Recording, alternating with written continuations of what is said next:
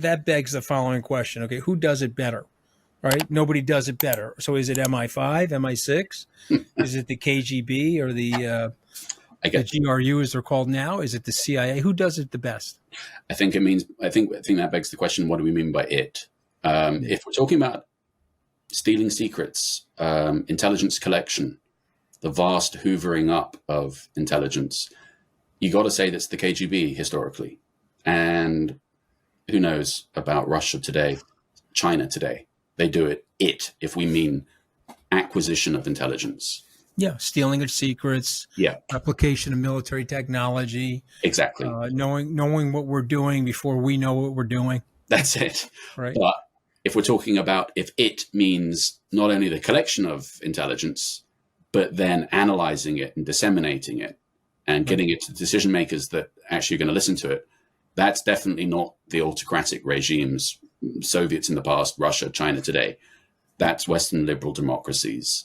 And I'd say that Britain, I would say this, but being from the UK, but historically, the British intelligence community has punched far above its weight on the international stage. Well, remember, they had the imperial system going as well, right? So they had the Commonwealth. That's right. They've been able to use that system to their advantage, right? Ian Fleming and John le Carré explained that to all of us over the years. And they were bang on. And the thing about John le Carré is that he was both an MI5 and an MI6 officer. He knew what he was talking about. But in terms of the today, the bulk capabilities, nothing can come close in the West to the U.S. intelligence community with its resources. Right. Plus the 18 different agencies, Yes. So I think we've got Space Force now. And so, nothing comes close. NSA and GCHQ in the UK literally intertwined across the Atlantic with systems codependent. So have you, I'm assuming you have. Have you ever looked at the Presidential Daily Brief, an archived one? Or Yep. For sure. And they're declassified. Some of them are declassified and I used them in the book in the 1960s. The declassified one. So I'm gonna say a couple things to you. I want you to react to these things because you're talking to somebody that when I read the brief for the first time, I was alarmed by the brief. I'm going to say three things to you. I want you to react to all three. Okay. The CIA analyst that briefed me, he said to me that there are work horses in the government and show horses in the government. Okay. And you'll know very quickly who the work horses are, Anthony, and who the show horses. Do you agree with him? Well, you always need to. I'm going to sort of try to put it perhaps in more diplomatic terms. You always need to have the people that are at the front of the house and then the back of the house. Right. But I can see where you're going with this.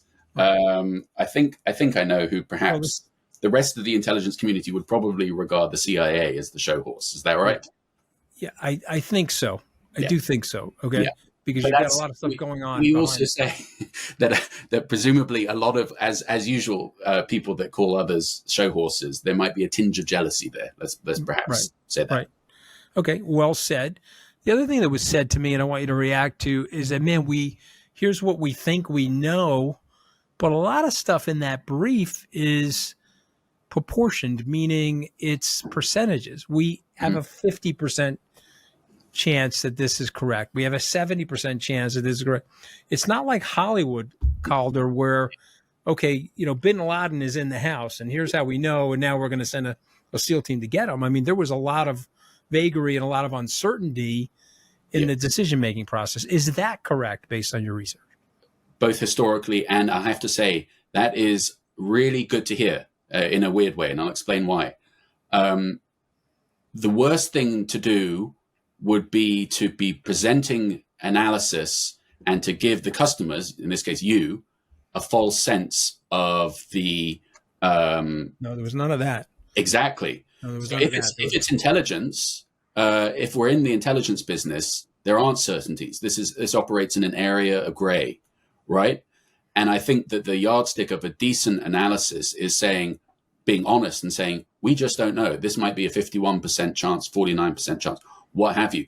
As long as the customer, you, is aware of the risk inherent within that analysis of we are operating within the gray. As you said, it's not like Hollywood where it's there have been, let's be honest, in the recent past, some extraordinary intelligence failures on the part of the CIA on briefings. You know, Sure. George Tenet's slam dunk. We all remember that about WMD.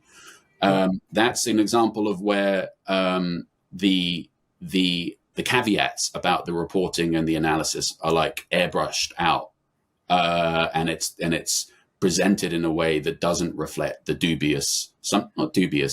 the risks inherent. So that's reassuring to me from my perspective that you were given all those health warnings. So that's part of it. Yeah. Going to keep going here if you don't. Can I ask follow up though? I mean, did that then lead the? I mean, I imagine as a customer might be like, well, why are you giving me this then if you don't know what the? well, that's interesting because what I would say, and what was said to me in sort of the preamble of the briefing was that there's just so many things that we don't know, but these are the things that we're worried about, or these are the things that are going to reach the president's desk, where he's going to have to make a decision, or in someday she will have to make a decision. But you're going to be making this decision with some shots being fired in the dark. You won't actually know, and we don't actually know. And so all of that's accurate, right? I think this is important for our listeners and viewers because I want them to read your book. I'm going to give away some of the plot lines in your book, but I want them to read your book because your book is so compelling about the reality of the situation, not the fictionalized stuff that people will read or even watch in the movies. You've got, real life situations going on, life and death situations. And what we both know is there's a lot of guesswork in it. Isn't that the case, Calder? That's absolutely, you summarized it really well, Anthony. So it's, if it, two levels, the world of espionage and this wilderness of mirrors, as it's been called, nothing is 100%. So the yardstick for on the US side, the yardstick for the most confidence you can have in an assessment is, I believe the phrase is highly confident, or not even very high confidence. Yes. It's something like this, okay? So which to the layperson doesn't actually sound that, it's not, I mean, you're a lawyer, you remember, Anthony, I'm a recovering lawyer as well, I should say. But you remember the legal, it's not close to beyond reasonable doubt. No. That level. No. Yeah, we're groping in there, and this is what we think seems likely to happen. That's the reality of intelligence. And the other thing is, of course, if an assessment, if a problem lands on the president's desks, as the phrase goes, it's never going to be an easy decision. It's only the tough things land on the president. Exactly, because it would have been resolved by one of the other 5,000 people in his government. Precisely. And so, and then the last thing from the first briefing that I had was it's always a tough decision. And so it looked prima facie that the capture and the death of Osama bin Laden and the capture of the intelligence assets from his home was a net positive, but it also had consequential collateral damage. We upset a sovereign nation, Pakistan. We probably had to give them more aid as a result of that. We also upset the region because it's a very tough neighborhood. You don't want the U.S., who's perceived to be an imperialist, going into sovereign nations without their permission.